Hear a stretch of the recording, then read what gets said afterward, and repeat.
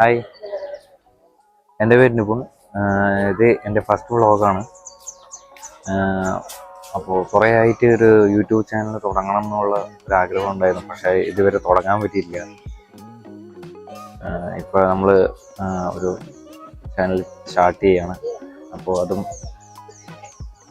പുണ്യ സ്ഥലമായ നമ്മുടെ ശ്രീ മുത്തപ്പൻ്റെ അവിടെ തന്നെയാണ് നമ്മൾ തുടങ്ങുന്നത്. മുത്തപ്പൻ്റെ അനുഗ്രഹത്തോടു കൂടി തന്നെ നമ്മൾ ഒരു ചാനൽ സ്റ്റാർട്ട് ചെയ്യുകയാണ്. അപ്പോൾ എല്ലാവരുടെ അനുഗ്രഹങ്ങളും പ്രാർത്ഥനകളും സബ്സ്ക്രൈബ് ചെയ്യണം, എല്ലാം ഉണ്ടാവണം.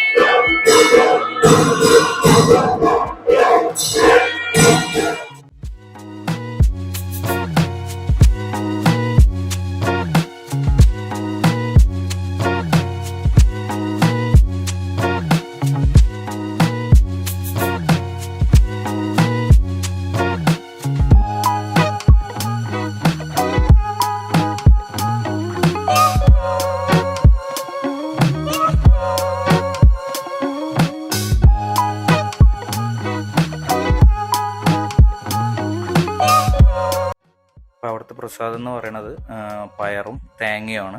അതിൻ്റെ കൂടെ തന്നെ നമുക്കൊരു ചായയും കിട്ടും. ഇതിൽ വന്നിട്ട് അവിടെ ആണുങ്ങൾക്ക് മുകളിലാണ് ഇരിക്കുന്നത്, അതുപോലെ തന്നെ സ്ത്രീകൾക്ക് താഴെയാണ് ഇരിക്കാനുള്ള സെറ്റപ്പ് അവർ ചെയ്തിരിക്കുന്നത്. ഞാനും മാമനും കുറച്ച് അവിടുത്തെ കാര്യങ്ങളൊക്കെ, പറശ്ശിനിക്കടവിലെ കാര്യങ്ങളൊക്കെ സംസാരിച്ച് കഴിച്ചുകൊണ്ടിരിക്കുകയാണ്.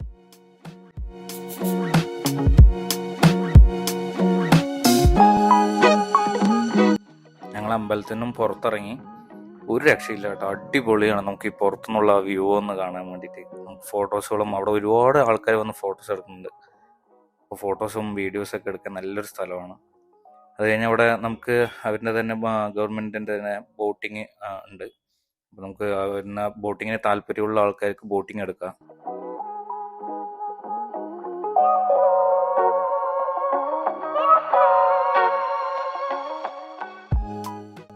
അതുപോലെ തന്നെ ഈ അമ്പലത്തിൻ്റെ പുറത്തിറങ്ങി നമ്മളിങ്ങനെ നടന്നു വരുമ്പോൾ തന്നെ കാണാം, നമുക്ക് രണ്ട് സൈഡുമായിട്ട് ഒരുപാട് കടകളുണ്ട്. ഇവിടെ ഒരുപാട് സാധനങ്ങൾ മേടിക്കാം, കുട്ടികൾക്കുള്ളതും അതുപോലെ നമ്മുടെ കാറിലേക്ക് വെക്കാനുള്ള, വീട്ടിലേക്ക് വെക്കാനുള്ള ഒരുപാട് ആക്സസറീസ് ഉള്ള ഒരുപാട് ഷോപ്പുകളുണ്ട് അവിടെ. ഹായ്, ഹലോ, ഞാൻ നിങ്ങളുടെ നിപുൺ. അപ്പം നമ്മുടെ യാത്ര തുടരുകയാണ്. ഇപ്പോൾ ഞങ്ങൾ പറശ്ശിനിക്കടവിൽ നിന്ന് കൊട്ടിയൂർക്ക് പോയിക്കൊണ്ടിരിക്കുകയാണ്. കൂടാതെ മാമനുണ്ട്, മാമൻ്റെ മക്കളുണ്ട്. ജ്യോതിയാണ് ഡ്രൈവർ.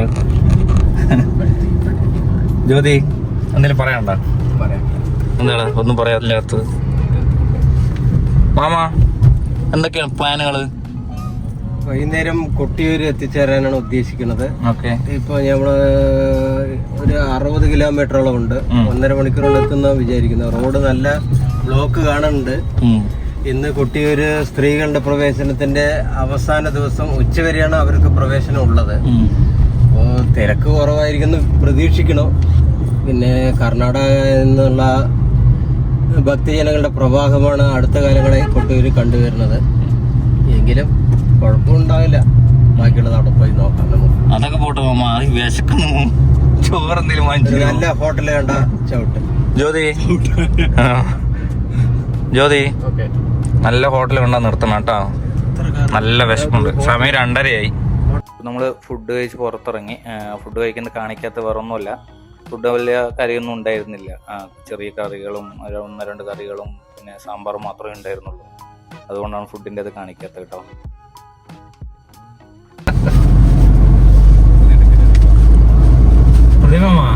നിങ്ങള് എത്രാമത്തെ പ്രാവശ്യം കൊട്ടിയൂർ വരുന്നത്? കൊട്ടിയൂർ ഇത് 4ാമത്തെ പ്രാവശ്യം.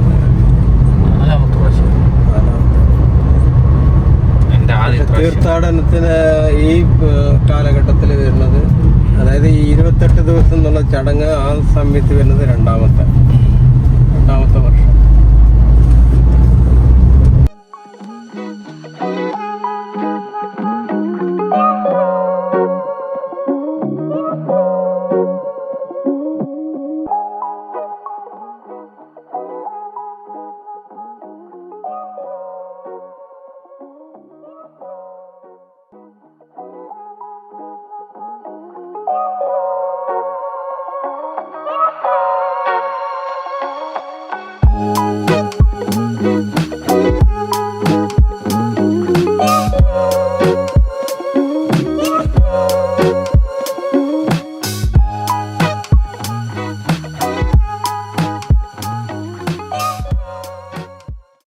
അപ്പോൾ നമ്മളങ്ങനെ കൊട്ടിയൂർ എത്തിയിരിക്കുകയാണ്.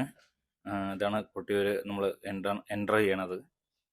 അതിൽ നമുക്ക് ലെഫ്റ്റ് സൈഡിൽ കാണുന്നതാണ് അക്കരെ കൊട്ടിയൂർ എന്ന് പറയും. ഇവിടെയാണ് നമ്മൾ ആദ്യം പോയിട്ട് ഇവിടെയാണ് പൂജ കാര്യങ്ങളെല്ലാം നടക്കുന്നത്. അപ്പോൾ നമ്മൾ ആദ്യം അക്കരെ കൊട്ടിയൂർക്ക് പോവുക.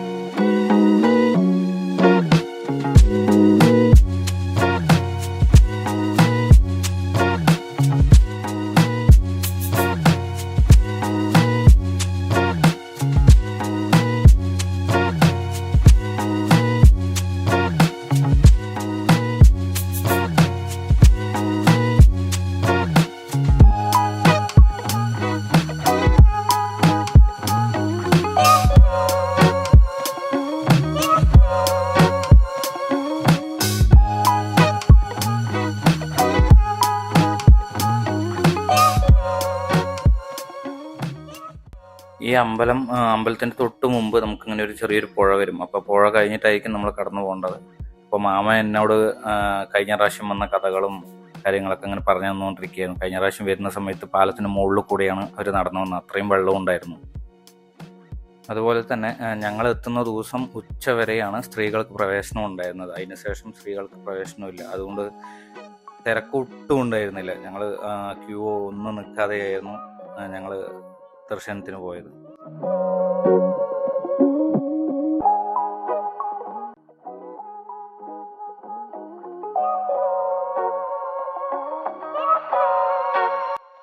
ഇത് കണ്ടില്ലേ, നമ്മൾ പോയപ്പോൾ തൊട്ട് ഒരു തിരക്കുമില്ല.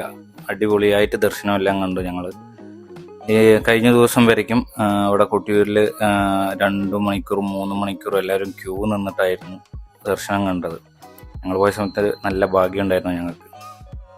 അപ്പോൾ ഞങ്ങൾ അക്കരെ കൊട്ടിയൂരിന്ന് ദർശനമൊക്കെ കഴിഞ്ഞിട്ട് ഇക്കരെ കൊട്ടിയൂർക്ക് പോവാണ്.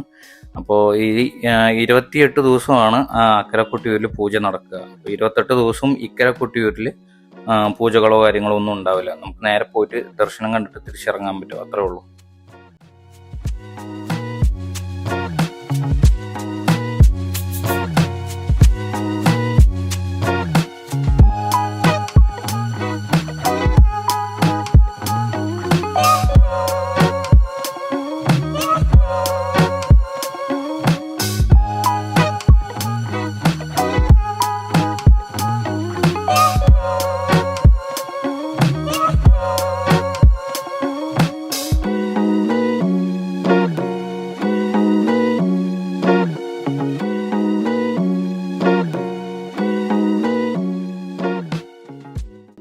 അതുപോലെ തന്നെ നമ്മൾ ഈ കൊട്ടിയൂർക്ക് വരുന്ന സമയത്ത് എന്തായാലും മേടിക്കേണ്ട ഒരു ഐറ്റമാണ് നമുക്ക് ദക്ഷൻ്റെ താടി എന്നറിയപ്പെടുന്ന ഈ ഓടപ്പൂ.